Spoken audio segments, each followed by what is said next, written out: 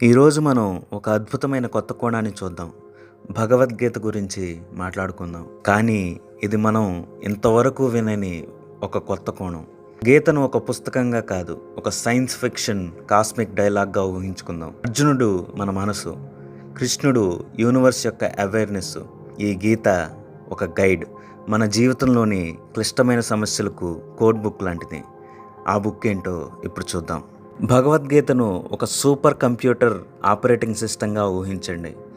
మన జీవితం ఒక సాఫ్ట్వేర్. అందులో బగ్స్ అంటే సమస్యలు, వైరస్లు అంటే భయాలు, కోరికలు ఉంటాయి. అర్జునుడు ఒక ప్రోగ్రామర్, గందరగోళంలో ఉన్నాడు. నేను ఈ యుద్ధం ఎందుకు చేయాలి, ఈ లోకంలో నా పాత్ర ఏమిటి అని అడుగుతాడు. కృష్ణుడు యూనివర్స్ యొక్క అల్టిమేట్ కోడర్.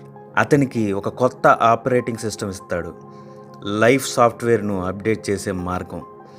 గీతలోని ప్రతి అధ్యాయం ఒక ఆల్గారిథం. ఉదాహరణకు కర్మయోగం అంటే ఫలితాలను ఆశించకుండా నీ పని చేయటం. ఇది ఒక లూప్. కర్మ అనే ఇన్పుట్ ఉండాలి, కానీ ఫలితం అనే అవుట్పుట్ని మాత్రం డిటాచ్ చేయాలి. జ్ఞానయోగం అంటే నీ మనసును ఒక సెర్చ్ ఇంజిన్లా ఉపయోగించి నీ నిజమైన సెల్ఫ్ని తెలుసుకోవడం. భక్తి యోగం అంటే యూనివర్స్కి సరెండర్ అవ్వడం, నీ హార్ట్ను ఒక వైర్లెస్ కనెక్షన్లా కృష్ణుడితో కనెక్ట్ చేయడం. అసలు గీతలోని యుద్ధం బయటిది కాదు, మన లోపలిది. కౌరవులు మన లోపలి డౌట్స్, ఫియర్స్, ఈగో. పాండవులు మన ధైర్యం, ప్రేమ, నిజాయితీ. కృష్ణుడు మన హయ్యర్ సెల్ఫ్, యూనివర్స్తో మనల్ని కనెక్ట్ చేసే గైడ్. ఈ యుద్ధం ఒక మెటఫర్, మన మనస్సులోని కాస్మిక్ బ్యాటిల్. గీత ఒక సైన్స్ ఫిక్షన్ టైం మెషిన్ లాంటిది.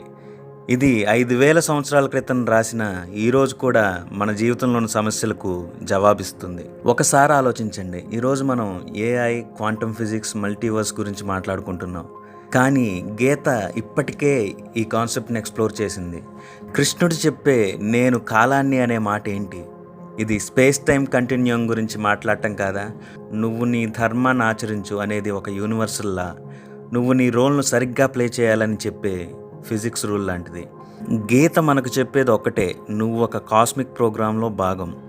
నువ్వు ఒక స్టార్ డస్ట్, యూనివర్స్ నీలో ఉంది, నువ్వు యూనివర్స్లో ఉన్నావు.